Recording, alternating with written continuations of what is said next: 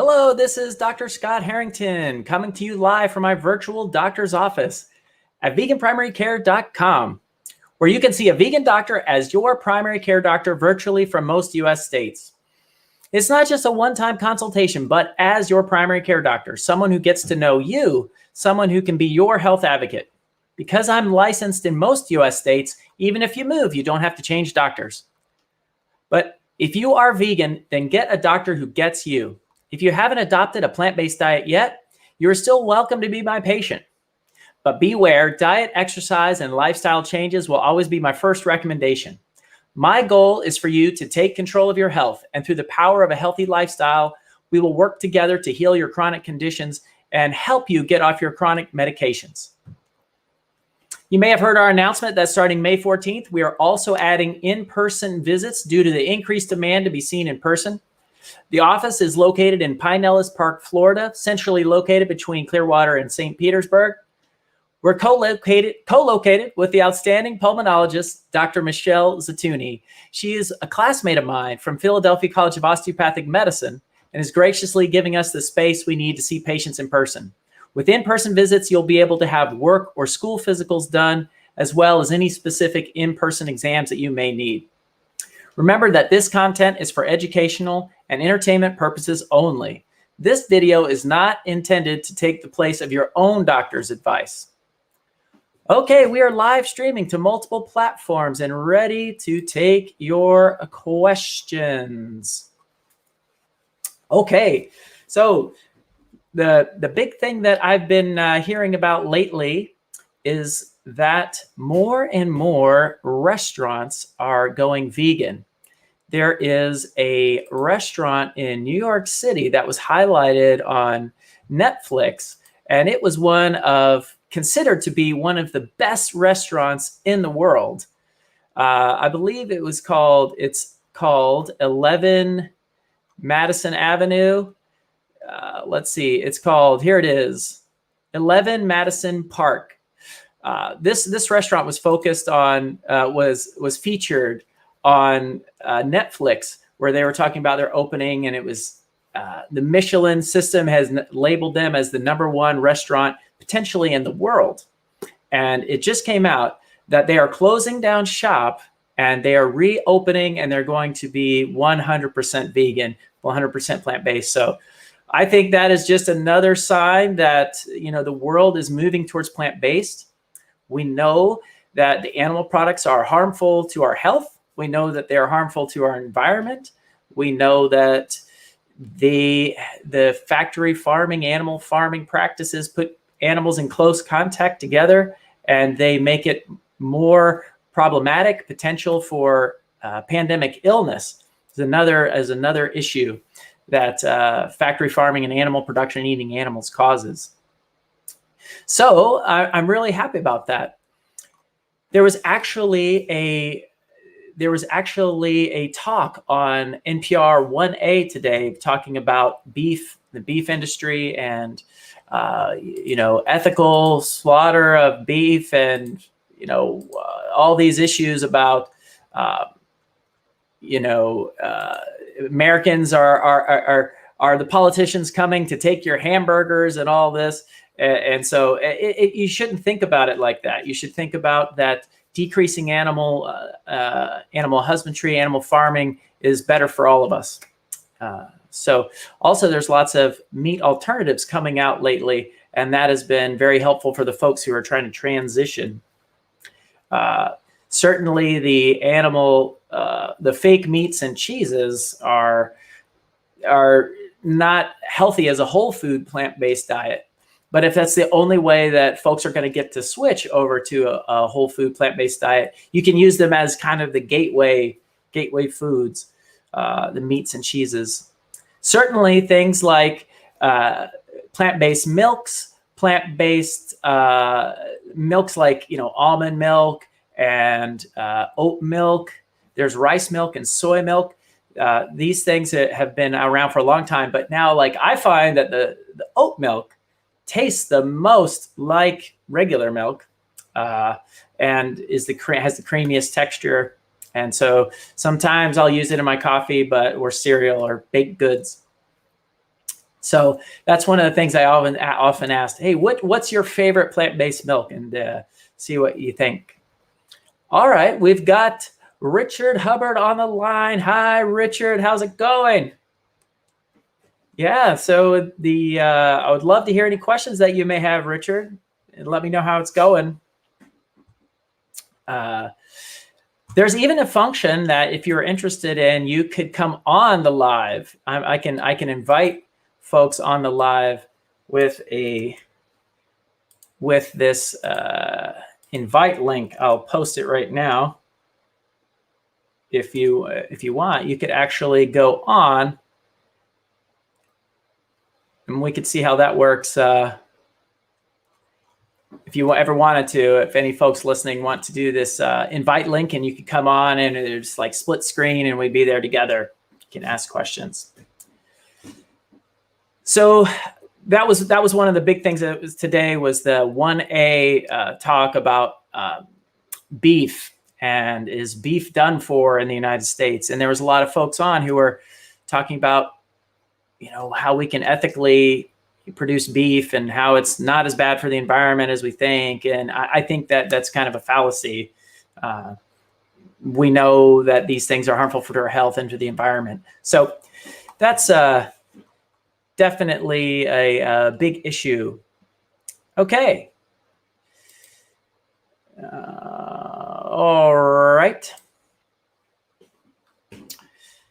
One of the things I do want to remind folks is if you have specific questions, don't couch them into your own health. So we're talking about your own health, your own private health information. Kind of ask general questions about medical problems, and hopefully we can answer them in a way. But just for your own privacy.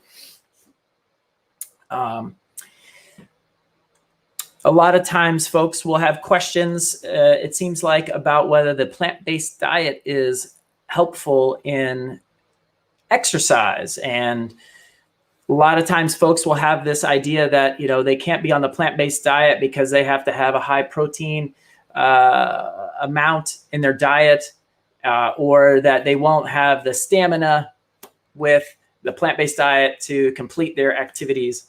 And I think that movie Game Changers really dispels this myth, because it goes over gold medalists, Olympic athletes, and strongmen, or strong people who are in strong competitions, and folks who are fighter competitions.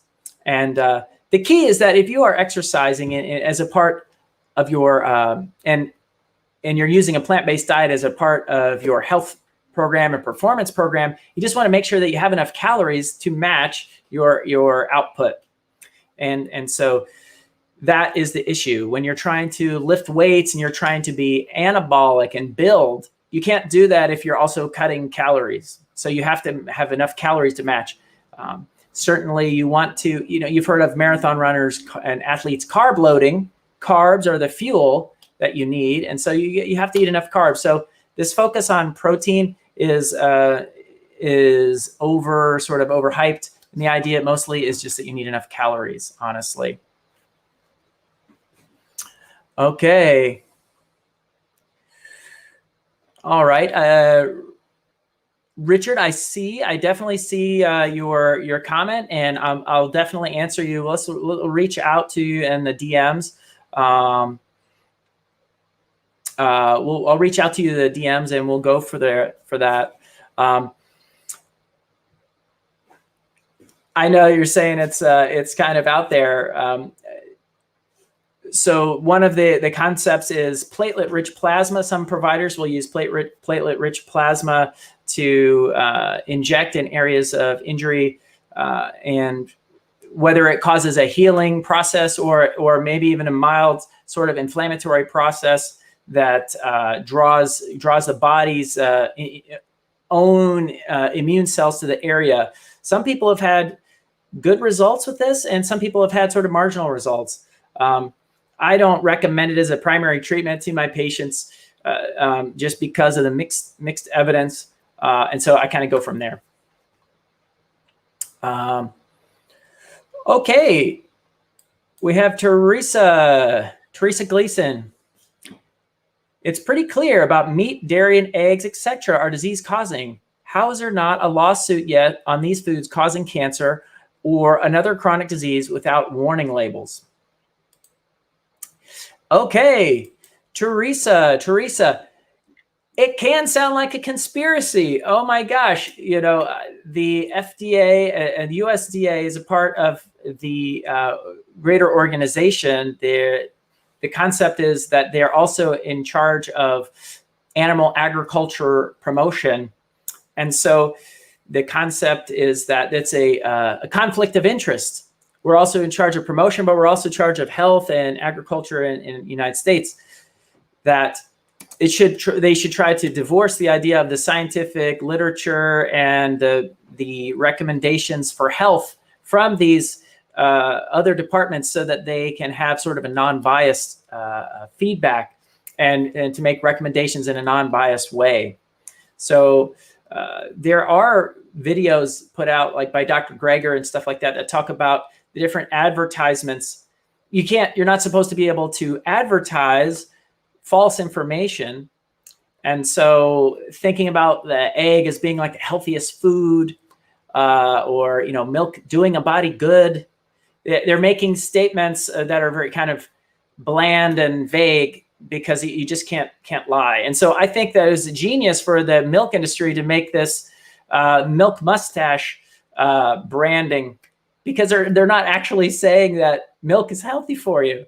They're just saying that you can make a milk mustache with it, but by putting it on famous people and athletes and beautiful models or whatever, then it really gets our attention. And so, yeah, we know that dairy is associated with definitely concerns with things like asthma. It is associated, if you give it to kids younger than 1, it could cause, anemia and issues with the brush border of your intestines. And it's not a good thing. And it contains estrogens that can make people have precocious puberty, early puberty for our young girls. And so we know that we want to get away from the dairy. The dairy also, it's loaded with saturated fat. And so it's one of the cheese and other things like that, like on pizza, are one of our biggest foods that cause intake of saturated fat that we need to try to get away from them. Okay, one of the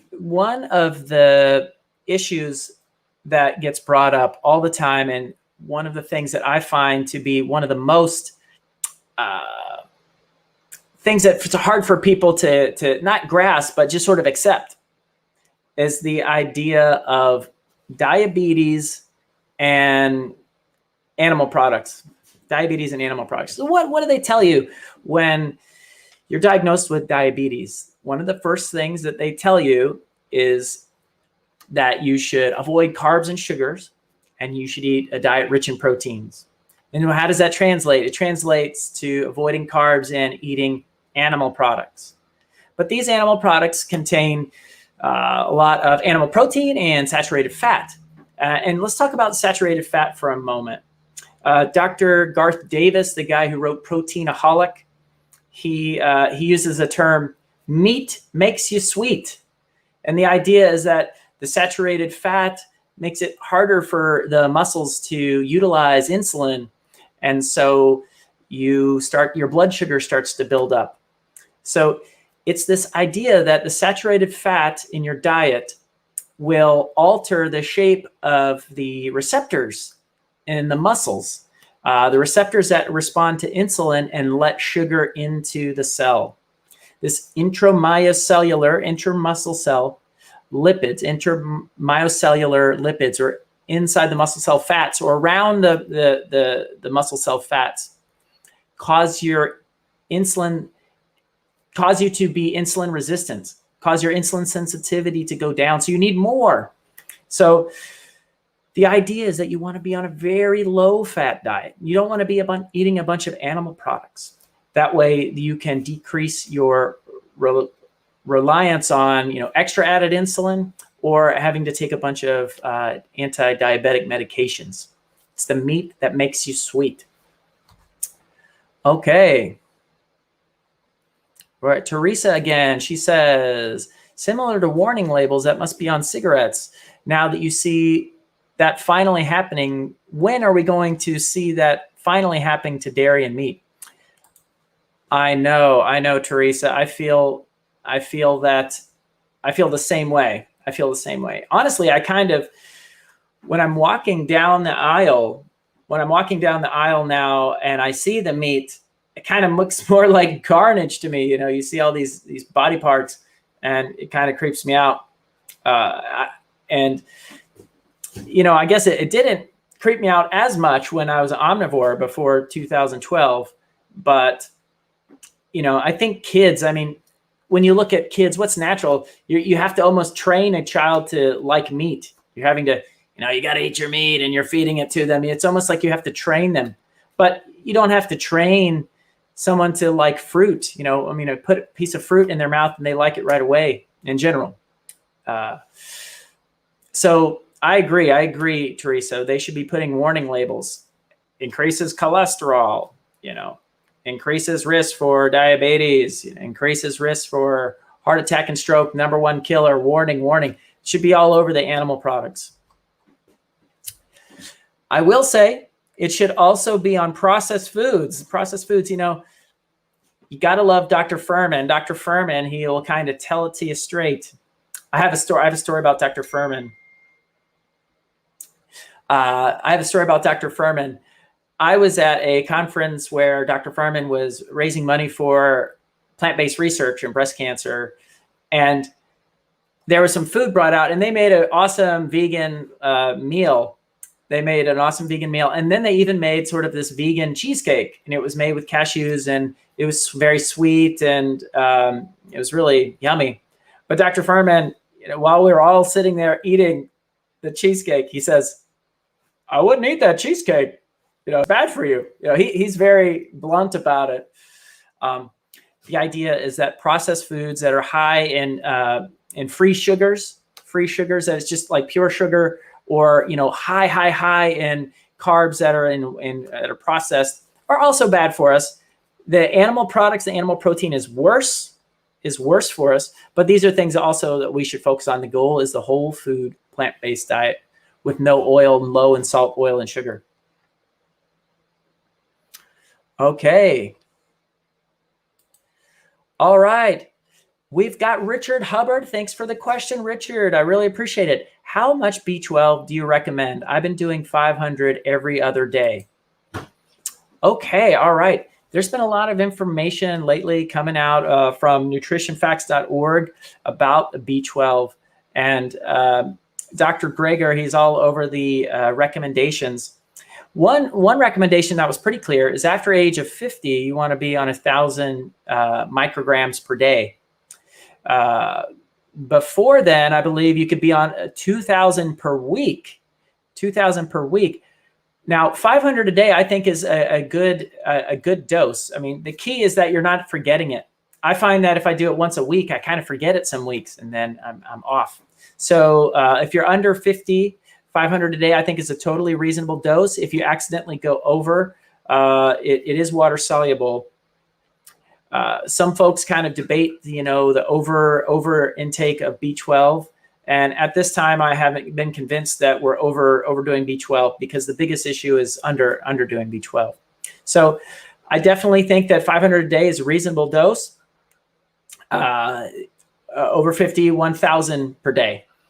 It's also important for people who are pregnant and breastfeeding and stuff to get this B12. It's very important. So another thing is B12 in kids. Sometimes we forget, and B12 in kids, they do make sprays, B12 sprays. I think the brand might be called My Kind. If someone's on here and they like a specific brand or whatever, put it in the comments. I'd love to see that. Okay. Thanks, Richard, for the question. Okay, here we go. We have Teresa again. Can nutrition help with seasonal allergies, especially in kids? Okay, so this is a big issue. The short answer is yes, Teresa. Yes, it can help dramatically with allergies, and specifically the dairy.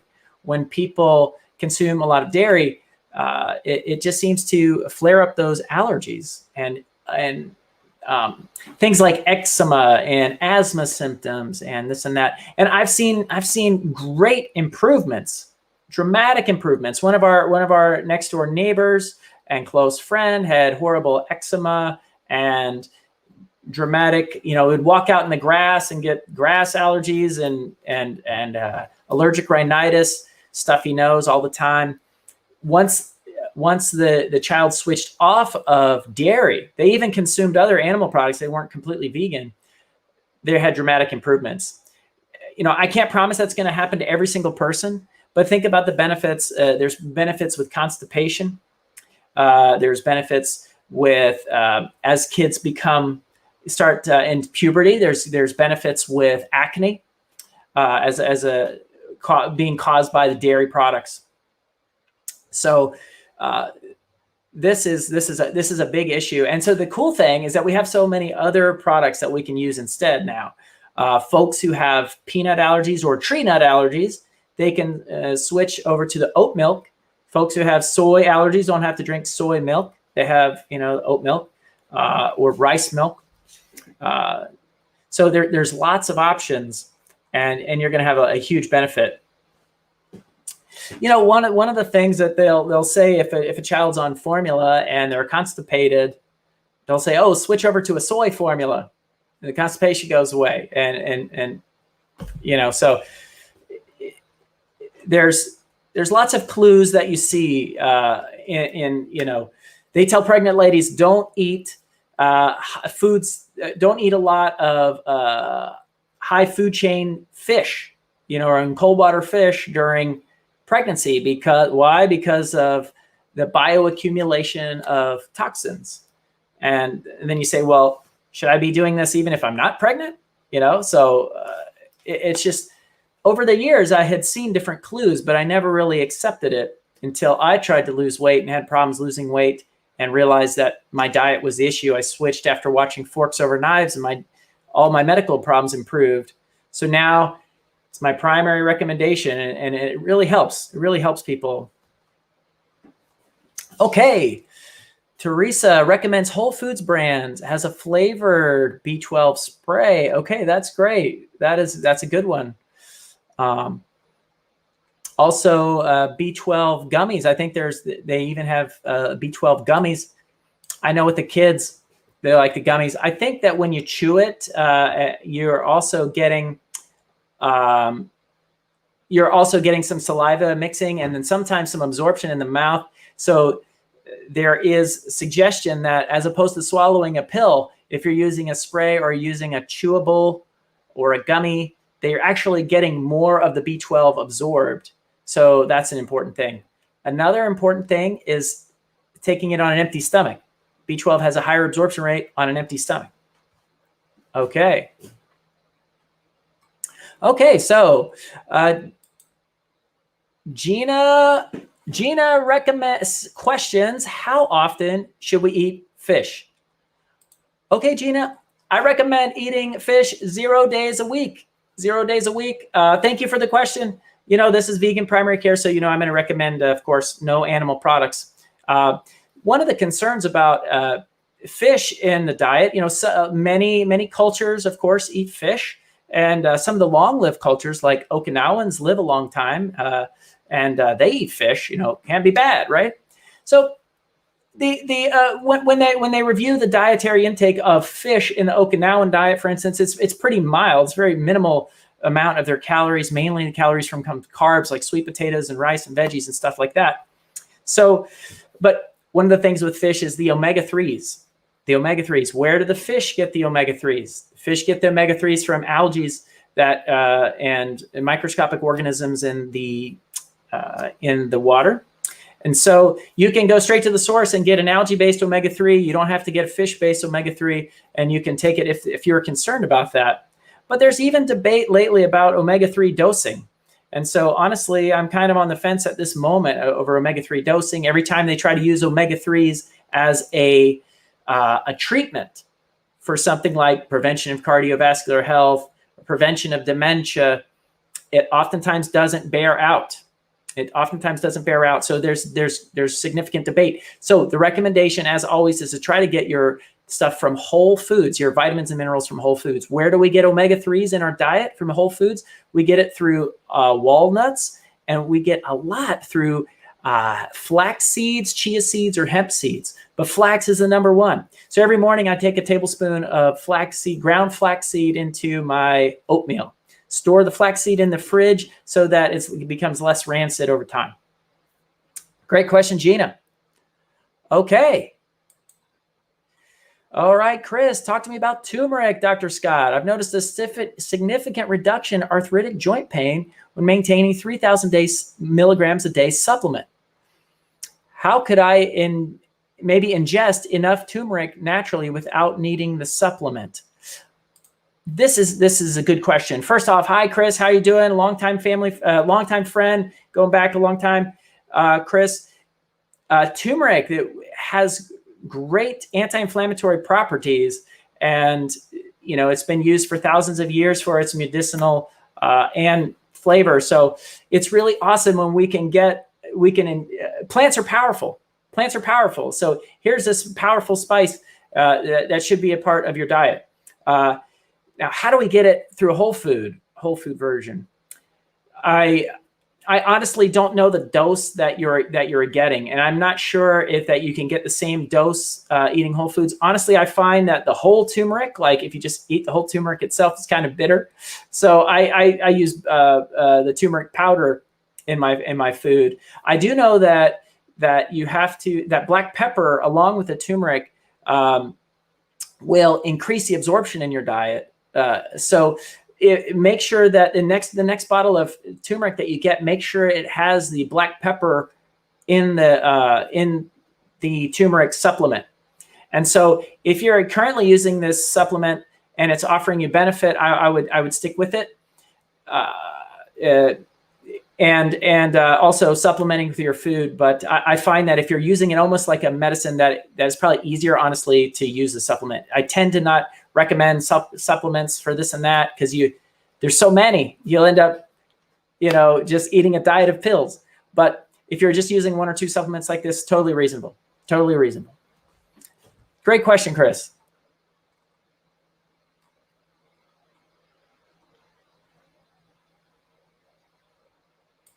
Okay, we've got a question from Richard Hubbard. I posted about how healthy soy can be, and a menopausal woman commented that soy shouldn't be consumed by those women.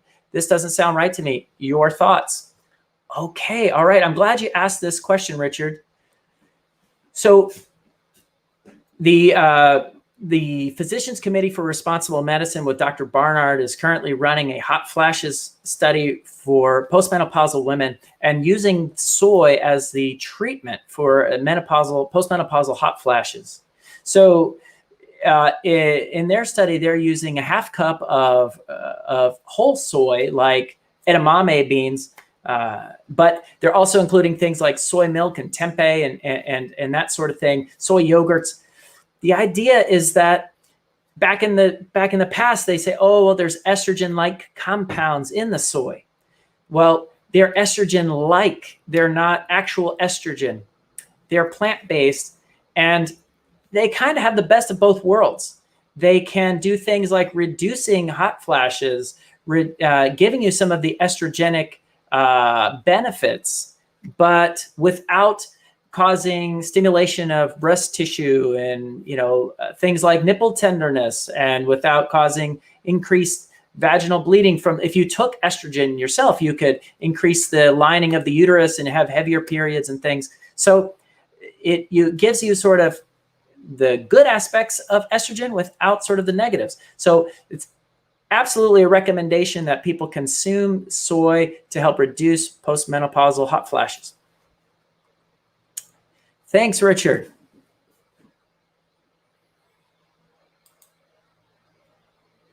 Okay, Kristen. Hi, Kristen. Good to see you. Okay, the question is, what are your thoughts on stevia as a sweetener? Okay.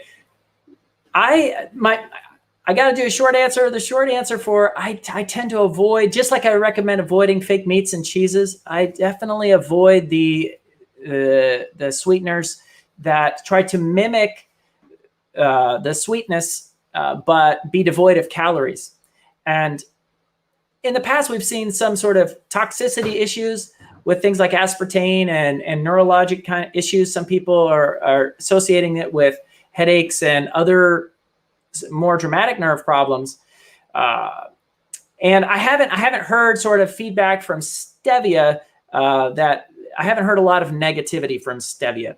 But I will say that the idea of things like diet drinks, diet Cokes, and they'll use these non-caloric sweeteners, the body gets confused and still will have insulin surges, even related, because I'm assuming it senses the sweetness, and that might be an effect. I don't know exactly mechanistically how that works, but just like sugar, insulin is released. And we do know that insulin is a growth factor for things like cancers and all sorts of things. So the goal is to get your sweetness from whole foods, things like dates and natural sweeteners, like in fruit. When you're eating fruit, sweet fruit, you could do things like maple syrup and stuff like that, or but these things are closer to more free sugars, which are bad for you. So the goal is to try to limit that. The more you limit sugar and sweeteners, sort of the more sensitive your palate is, and the more you appreciate things are naturally sweet.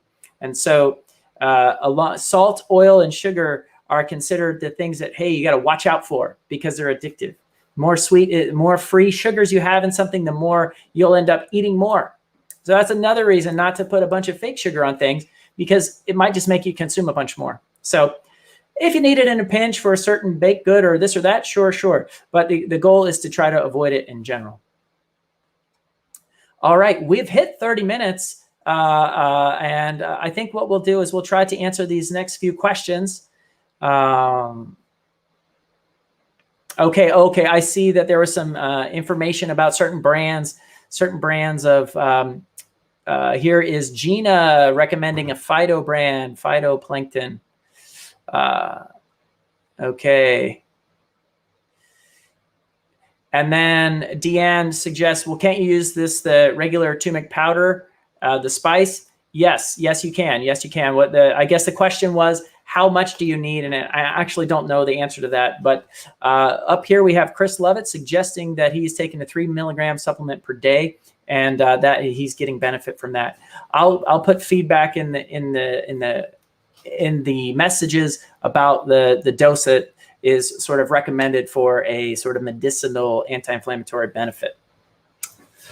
Okay. All right.